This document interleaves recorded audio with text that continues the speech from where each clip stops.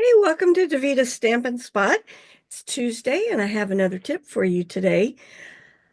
I always encourage my customers, team members, friends that when you're designing a card, make two. That way, usually when you're designing it, you're designing a card because you want to give it to someone and you're going to give it away. So if you make two at the same time, then you'll have one for another idea or another card when you're ready to send one. So let me show you a tip for a way to cut down on your scoring and cutting. So this is an 8.5 by 11 piece of paper. Now, 99% of the time, if I'm not paying attention, I put this in my paper trimmer. I put it at 5.5 and I cut it. Now, that's okay, but let me show you a step that's going to make it a little bit quicker.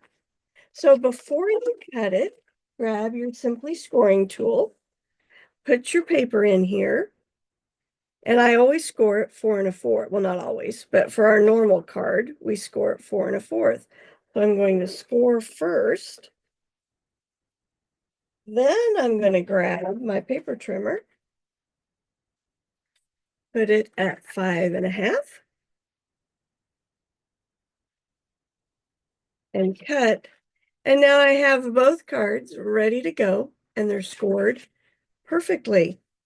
If you don't have the Simply Score, you need to get it.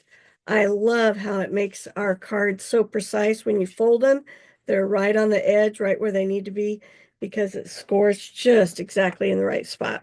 Now, one other thing I was going to tell you is that if you have your paper score, and if you're like me, I keep misplacing my wonderful little scoring stylus, use your bone folder. So let's say, well, just for example, let's say this one I want to cut at 4 1/4. So I'm going to score it at 5.5 using my trusty little bone folder. Then I'm going to place it in my paper trimmer at 4 1/4 because that's my normal card size.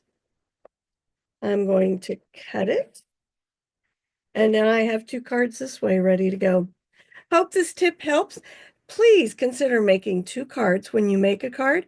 That way you can give one away and have another one either to give away later or for an idea to create again. Have a good Tuesday.